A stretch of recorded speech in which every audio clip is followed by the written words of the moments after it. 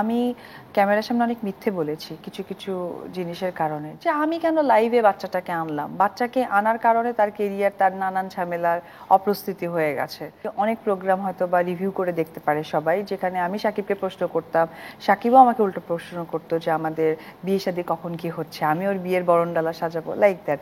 রাতে গিয়ে আবার ধরেন তাকে রান্না করে খাওয়াচ্ছি। আমরা সবাই তোমার সবকিছু জানি, কিন্তু আমরা খুব অল্পতে তোমার স্ট্যাটাসটা জানতে চাই এখন, যে শাকিব খানের সাথে তোমার তো ডিভোর্স হয়ে গেছে। হ্যাঁ, হয়ে গেছে। সো ওই সম্পর্ক নিয়ে আর কোনো কথা বাড়ানোর কোনো সুযোগ নেই।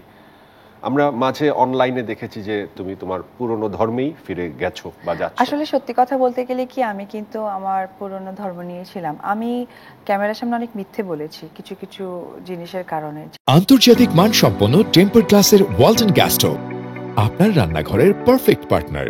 যেমন প্রথমের দিকের মিথ্যেটা ছিল যে নিজের কেরিয়ার এবং যেহেতু ওই সময় সে স্বামী ছিল, তাকে সাপোর্ট করাটা আমার দায়িত্বের মধ্যে ছিল। জন্য আমি বলতাম কি, সাকিব কবে বিয়ে করছো, বাট রানিং আমরা হাজব্যান্ড ওয়াইফ। এমনকি অনেক প্রোগ্রাম হয়তো বা রিভিউ করে দেখতে পারে সবাই, যেখানে আমি সাকিবকে প্রশ্ন করতাম, সাকিবও আমাকে উল্টো প্রশ্ন করতো যে আমাদের বিয়ে শাদী কখন কি হচ্ছে, আমি ওর বিয়ের বরণডালা সাজাবো, লাইক দ্যাট। রাতে গিয়ে আবার ধরেন তাকে রান্না করে খাওয়াচ্ছি। আবার আমার ছেলেকে নিয়ে যখন বের হয়েছি, তখনই তো সবাই জানলেন যে আমি বিবাহিত, দ্যাট মিনস আমি একজন মুসলিম ধর্মাবলম্বী ছেলেকে বিয়ে করার কারণে আমি মুসলমান। কিন্তু আমি বিয়ের পর থেকেই আমি হিন্দু, কারণ হিন্দুর থেকে মুসলিম হওয়ার যে প্রক্রিয়াধীন কাজগুলো হয় সেগুলো একটাও তারা করেননি।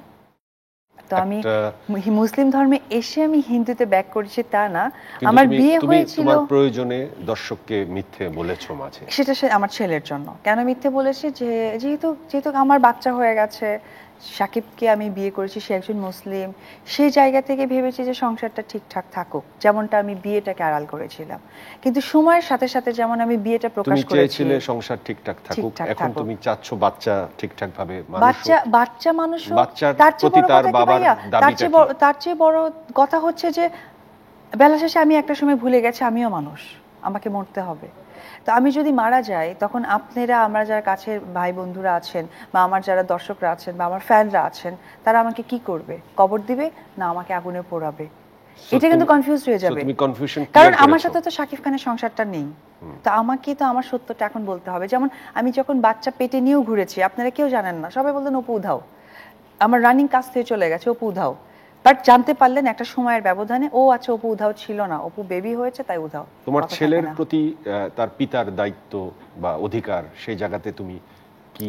আমার ছেলে তার রিলিজন মুসলিম, ডেফিনেটলি, যেহেতু তার ধর্ম, তার জন্মটা মুসলিম, তো এটা ভবিষ্যৎ বলে দিবে আমার ছেলে আদৌ কোথায় আমি তাকে নিয়ে আসব। তো আমি সময়ের সাথে, যেমন আমাদের ডিভোর্স হয়ে গেছে প্রায় 2 বছর হয়ে যাচ্ছে, তো আমি ভেবেছি 2 বছর খুব কম সময়ের মধ্যে কিছু একটা হলেও হতে পারে। সম্পর্কটা জোড়া লাগাবার চেষ্টা তো তুমি করেছিলে, কেন শেষ পর্যন্ত হলো না? এটার তো ব্যাখ্যা আমি জানলে তো অনেক কিছুই হতে পারতো, এটার ব্যাখ্যা তুমি সর্বশেষ চেষ্টাটা খালি কি একটা জিনিসই আমি বুঝতে পেরেছি, সেটা হচ্ছে আমি কেন লাইভে বাচ্চাটাকে আনলাম। বাচ্চাকে আনার কারণে তার কেরিয়ার, তার নানান ঝামেলার অপ্রস্তুতি হয়ে গেছে। তো ভাইয়া, বেলা শেষে আমি একটা নায়িকা বটে নয়, আমি একটা মাও, এবং এটা আমার সবচেয়ে স্ট্রং ক্যারিয়ার, আমি একজন মা।